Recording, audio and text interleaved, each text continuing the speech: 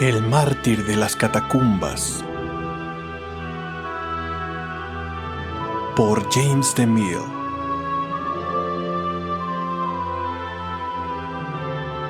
Capítulo 9.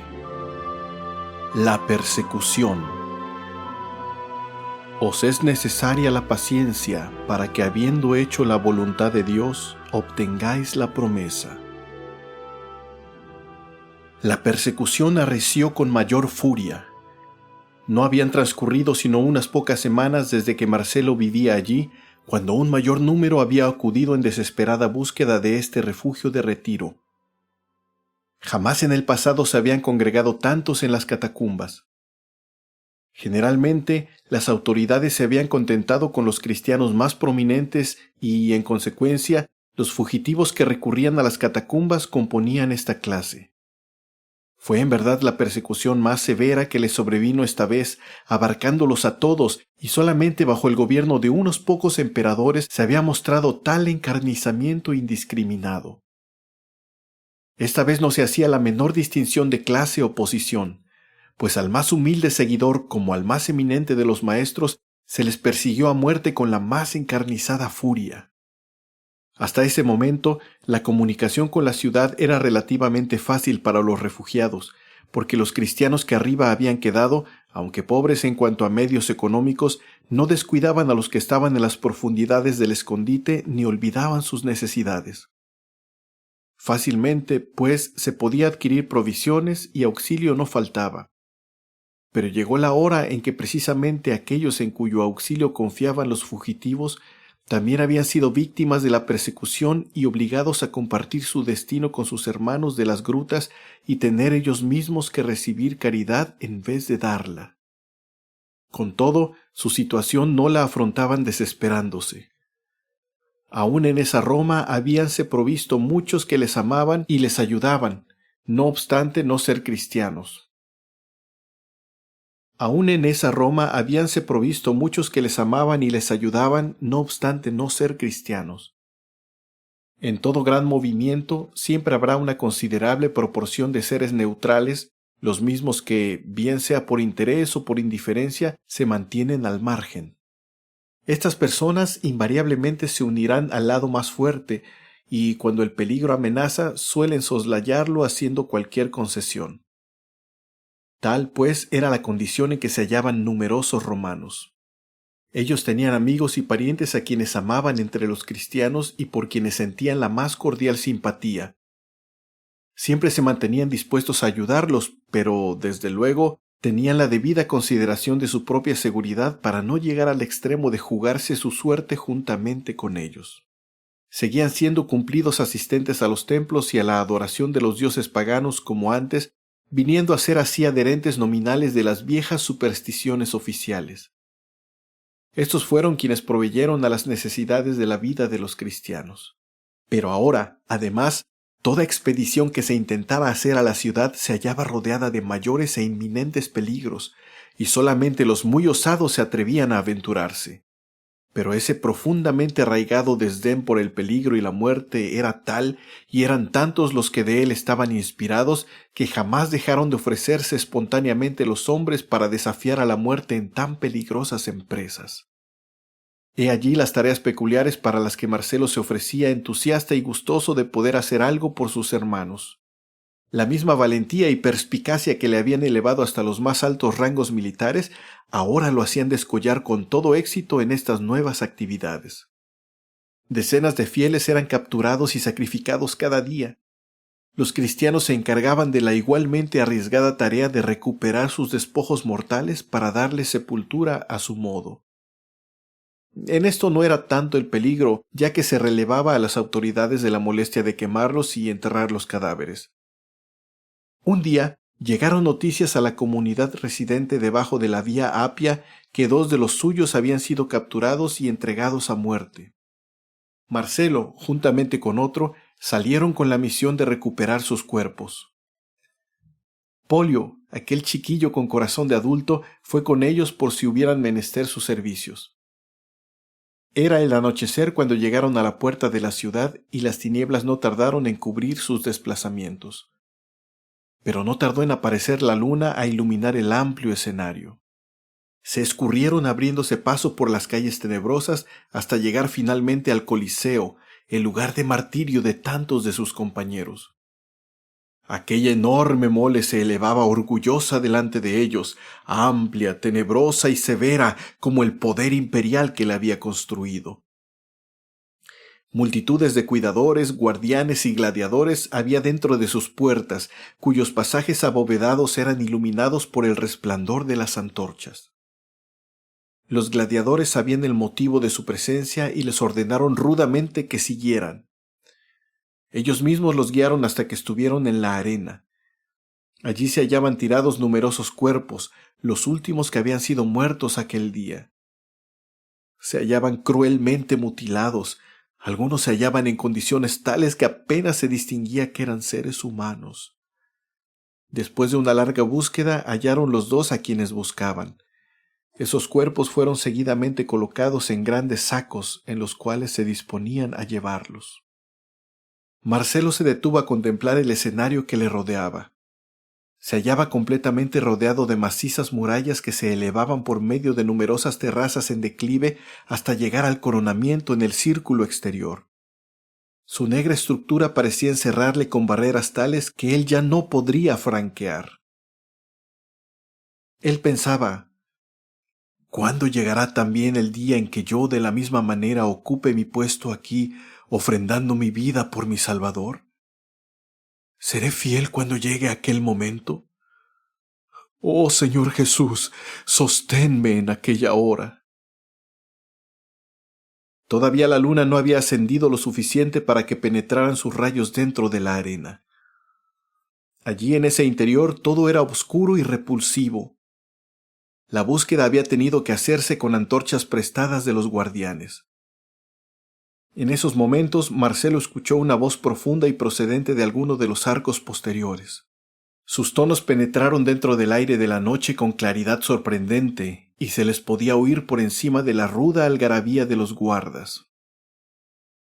Ahora ha venido la salvación, el poder y el reino de nuestro Dios y la autoridad de su Cristo, porque ha sido lanzado fuera el acusador de nuestros hermanos, el que los acusaba delante de nuestro Dios día y noche. Y ellos le han vencido por medio de la sangre del Cordero y de la palabra del testimonio de ellos, y menospreciaron sus vidas hasta la muerte. ¿Quién es ese?, dijo Marcelo. No le hagas caso, dijo su compañero. Es el hermano Sina. Sus penas y dolores le han vuelto loco. Su único hijo fue quemado en la pira al principio de la persecución, y desde entonces él ha andado recorriendo la ciudad anunciando calamidades por venir. Hasta la fecha no se habían cuidado de él, pero finalmente le han capturado. ¿Y está prisionero aquí? Sí. Y de nuevo la voz de Sina se dejó oír, espantosa, amenazante y terrible. ¿Hasta cuándo, oh Señor santo y verdadero, no vengarás tú nuestra sangre de aquellos que moran en la tierra? Este es entonces el hombre que yo oí en el Capitolio.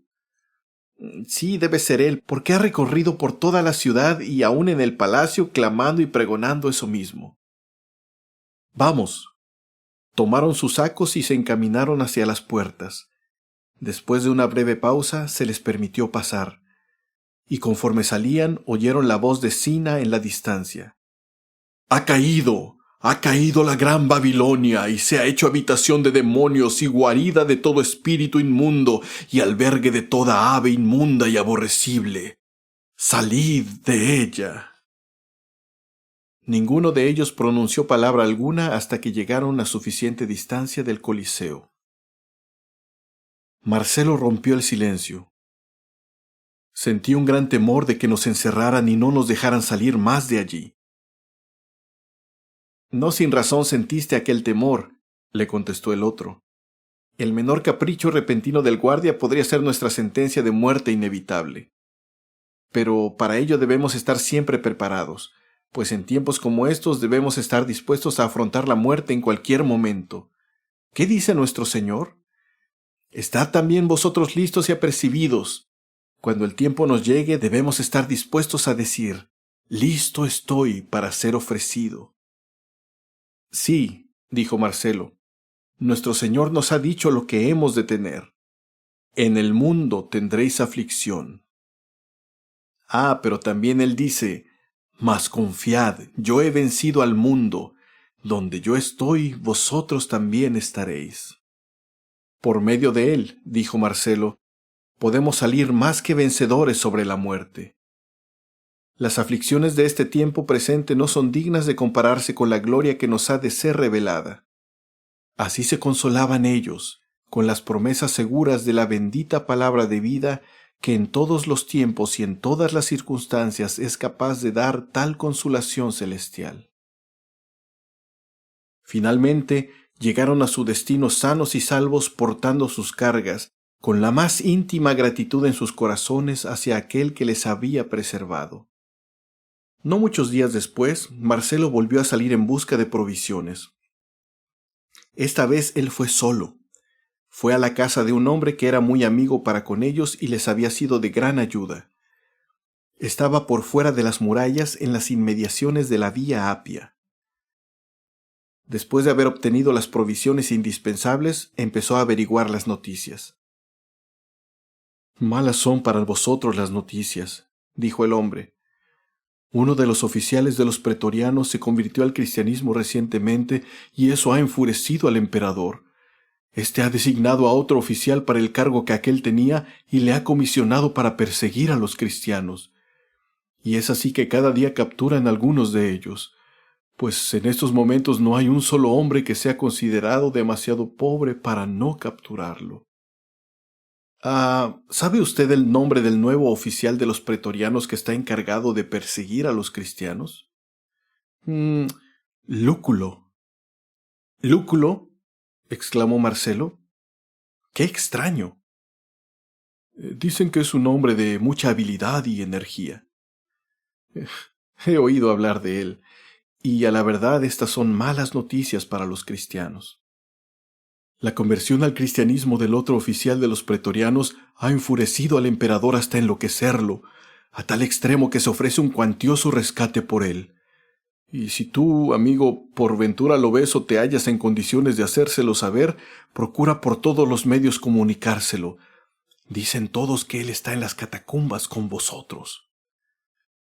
Él debe estar allí, puesto que no hay otro lugar de seguridad. Verdaderamente estos son tiempos terribles. Tienes necesidad de tomar todas las precauciones posibles. No pueden matarme más de una vez, contestó Marcelo, humilde pero firmemente. Oh, vosotros los cristianos derrocháis la fortaleza más excelente. Yo admiro con toda mi alma vuestra valentía, pero pienso que podríais conformaros exteriormente al decreto del emperador. ¿Por qué, pues, habéis de precipitaros así tan locamente a la muerte?